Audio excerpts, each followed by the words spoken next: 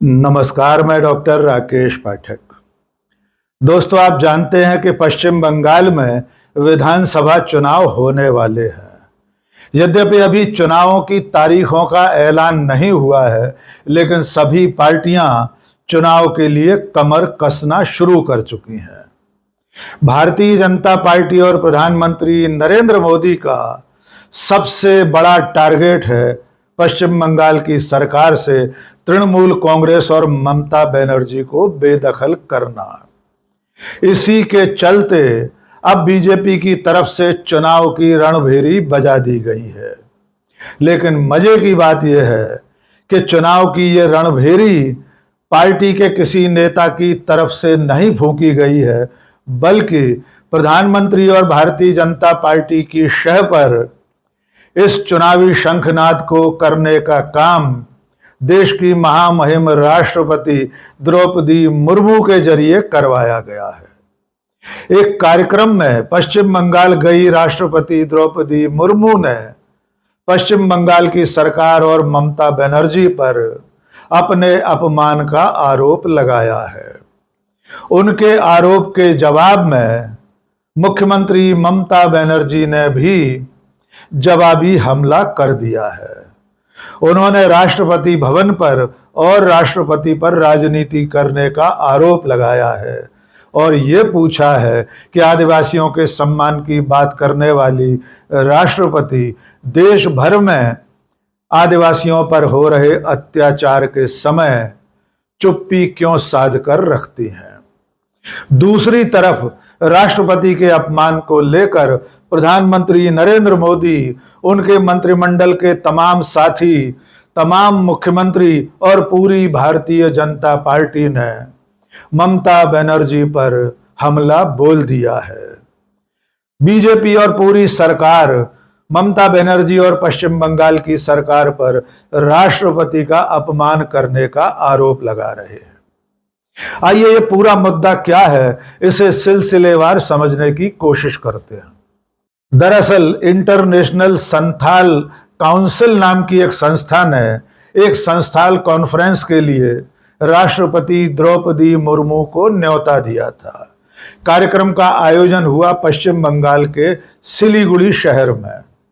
लेकिन जब राष्ट्रपति वहां पहुंची तब उन्होंने ये आरोप लगाया कि स्थानीय राज्य सरकार ने, स्थानीय प्रशासन ने इस आयोजन के लिए जो जगह आवंटित की, जिस जगह यह समारोह आयोजित किया, वो जगह बहुत छोटी थी। इसके बहाने राष्ट्रपति ने सीधे मुख्यमंत्री ममता बनर्जी पर हमला बोल दिया। उन्होंने जो कुछ कहा उन्हीं की जुबानी सुन लेते हैं। तो इतने सारे लोग आ सकते हैं, लेकिन पता नहीं क्या हुआ, क्या मन में समाया है उनका, वो जाने। लेकिन मैं बहुत दुखी हूँ। लेकिन यहाँ आके बहुत खुश लगा कि वहाँ के लोग, वहाँ भी लोग क्योंकि बहुत दूर है, वहाँ नहीं पहुंच पा रहे हैं। शायद उनके मन में था कोई ना आए और प्रेसिडेंट ऐसे ही घूम के चले जाए।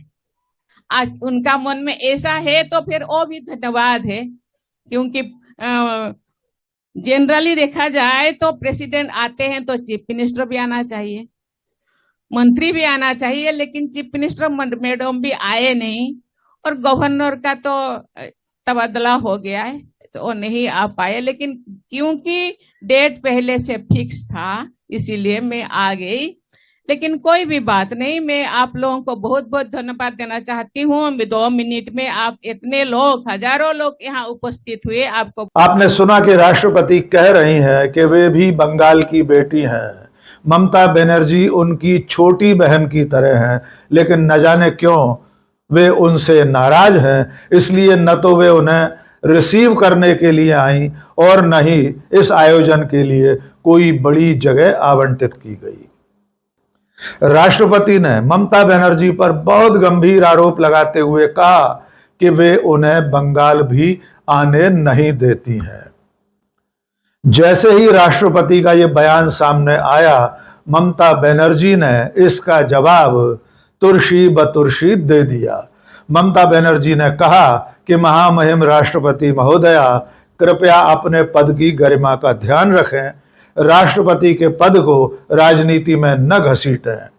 इसके साथ ही उन्होंने कहा कि जब देश भर में आदिवासियों पर अत्याचार होते हैं तब राष्ट्रपति कुछ क्यों नहीं बोलती। ममता ने कहा कि मध्य प्रदेश और छत्तीसगढ़ जैसे राज्यों में लगातार आदिवासियों पर अत्याचार होते हैं, लेकिन तब राष्ट्रपति की कोई प्रतिक्रिया सामने नहीं आती है। आइए सुनिए ममता बनर्जी ने क्या कहा। नहीं डरते जब महाराष्ट्र पे ट्राइबल का ऊपर अत्याचार होता है, आप क्यों प्रोटेस्ट नहीं करते? जब मध्य प्रदेश में होता है आप क्यों नहीं करते? जब छत्तीसगढ़ में होता है आप क्यों नहीं करते? बंगाल को टारगेट किया, आपको पता है ऑल्च की लैंग्वेज को रिकॉग्निशन कौन दिया? बंगाल ने दिया। देखिए डिफरेंस क्या है। আমি হিন্দিতে বলছি যাতে গদি মিডিয়া দেখতে পায় আর কি। একতরফা করছে তো, এটা ফর গদি মিডিয়া আর মোদি মিডিয়া। শুনুন, জিজ্ঞেস করুন। হ্যাঁ, যেটা ট্রাইবেল স্টেট সেখানে অলচিকি ইয়েস অফিসিয়াল ল্যাঙ্গুয়েজ পাবে, বাংলায় যেমন বাংলা আমাদের স্বীকৃত ভাষা। কিন্তু দেখান আমরা অলচিকি ল্যাঙ্গুয়েজকে আমরা স্বীকৃতি দিয়েছি। WBCS এর সাঁওতালি ভাষায় পরীক্ষা দেয়, স্কুল কলেজ করে দিয়েছি, ইউনিভার্সিটি করে দিয়েছি। জঙ্গলমহল ট্রাইবেলরা বিনা পয়সায় সবচেয়ে বেশি চাল পায়। আজ নয়, 2011 সাল থেকে আপনি খবর রাখেন অলচিকি ভাষায় অভিযান করেছে আমাদের সাঁওতালি एकेडमी। खबर रखें, आपका पास पता है? आपका पास पता है कि हमारा ST स्टूडेंट को हम कितना रुपया महीना में देता है जिसको हॉस्टल में रहने का बाद? आपका पता है कि शेड्यूल ट्राइब्स जो है इधर में सब मौका मिलता है। आप कितना माझी धन बनाया, कितना जाहिर खान का आप प्राचीर बनाया, हमने वो काम भी किया, आपने तो एक भी नहीं कर पाया, एक भी नहीं कर पाया। पहले कुछ कीजिए, उसको बाद बीजेपी का बात कहिए। We don't expect, we respect you. You are a number 1 chair in this country, you are the president of India. Don't play politics. Don't play politics at the time of election. As per BJP advice, you can criticize us, we will not, but fact I have to say। Mamata Banerjee ने यह भी बताया कि वे चूंकि इस वक्त धरने पर बैठी हैं इसलिए राष्ट्रपति की अगवानी के लिए नहीं आ सकी थी। इसके अलावा इस आयोजन को लेकर, स्थान को लेकर जो विवाद चल रहा है उस पर भी ममता बनर्जी ने अपनी सरकार की तरफ से राष्ट्रपति भवन के साथ हुए पत्राचार के दस्तावेज भी जारी कर दिए। उसमें स्पष्ट दिखाई दे रहा है कि राष्ट्रपति भवन ने इस स्थान को लेकर, जगह को लेकर किसी भी तरह की कोई आपत्ति दर्ज नहीं कराई थी। ये जो डॉक्यूमेंट्स आप देख रहे हैं स्क्रीन पर, ये उसी पत्राचार के हैं जिसमें पश्चिम बंगाल सरकार, सिलीगुड़ी का स्थानीय प्रशासन राष्ट्रपति भवन से लगातार संपर्क में था। आयोजन स्थल को लेकर किसी तरह की कोई आपत्ति राष्ट्रपति भवन की ओर से दर्ज नहीं कराई गई थी, लेकिन कार्यक्रम में पहुंचकर राष्ट्रपति ने सीधे सीधे पश्चिम बंगाल की मुख्यमंत्री पर हमला बोल दिया। उनके इतना कहते ही खुद प्रधानमंत्री नरेंद्र मोदी भी मैदान में उतर आए। उन्होंने ट्वीट करके राष्ट्रपति के भाषण को रीट्वीट करते हुए लिखा कि अब पश्चिम बंगाल की सरकार ने सारी हदें पार कर दी हैं। ये बेशर्मी है, ये संवैधानिक प्रक्रियाओं का उल्लंघन है कि राष्ट्रपति के कार्यक्रम में एक राज्य सरकार इस तरह से उपेक्षापूर्ण व्यवहार कर रही है। इसके साथ ही केंद्रीय मंत्री और मुख्यमंत्रियों के बयानों की झड़ी लग गई। सब के सब एक ही राग अलापने लगे कि राष्ट्रपति का अपमान पश्चिम बंगाल की सरकार और वहां की मुख्यमंत्री ने किया है। किरण रिजिजू से लेकर मध्य प्रदेश के मुख्यमंत्री डॉक्टर मोहन यादव तक सब के सब एक ही सुर में सुर मिलाने लगे। आइए डॉक्टर मोहन यादव का ये बयान सुन लीजिए। बंगाल प्रवास के दरमियान वहां की मुख्यमंत्री सुश्री ममता बनर्जी द्वारा जो व्यवहार किया गया वह सर्वथा निंदनीय है। लोकतंत्र के संवैधानिक पद पर सर्वाधिक महत्व के और सर्वोच्च पद पर प्रतिष्ठित राष्ट्रपति का पद ये हम सबके लिए सब राजनीति से ऊपर है और ऐसे समय में जब वो उनके राज्य के दौरे पे है उनको इसकी पूरी गरिमा का ध्यान रखना चाहिए और ऐसे हालात बनना जिसके कारण से दुनिया के अंदर हमारे राष्ट्रपति जी के पद का एक तरह से अपमान करना ये किसी भी राज्य के मुख्यमंत्री को शोभा नहीं देता है। आश्चर्य की बात और उसको हल्की राजनीति का हिस्सा बनाते हुए स्थानीय राजनीति और दलीय राजनीति से घसीटना ये घृणित मानसिकता का उदाहरण है। मैं इसकी कठोर शब्दों में निंदा करता हूँ और उम्मीद करता हूँ कि ममता बनर्जी इस बात को गंभीरता से लेकर तुरंत माफी मांगेगी, लेकिन जिस प्रकार के हालात घटे हैं ये बंगाल सरकार के लिए शर्मनाक है। आदिवासियों के सम्मान की बात करने वालों से सोशल मीडिया पर भी सवाल पूछे जा रहे हैं कि राष्ट्रपति द्रौपदी मुर्मू ने मणिपुर में आदिवासियों पर चल रहे जुल्म के समय क्या एक भी शब्द बोला था। मणिपुर में जिस वक्त आदिवासी महिलाओं की नग्न परेड निकाली गई थी तब राष्ट्रपति द्रौपदी मुर्मू ने सरकार से कोई सवाल क्यों नहीं पूछा था। इसके अलावा मध्य प्रदेश, छत्तीसगढ़, राजस्थान और देश के तमाम हिस्सों में दलितों और आदिवासियों पर लगातार अत्याचार की घटनाएं सामने आती रहती हैं। साल दर साल आदिवासियों पर जुल्म का आंकड़ा बढ़ता जा रहा है, लेकिन कभी भी राष्ट्रपति द्रौपदी मुर्मू ने ऐसी घटनाओं पर एक बार भी बयान जारी नहीं किया है।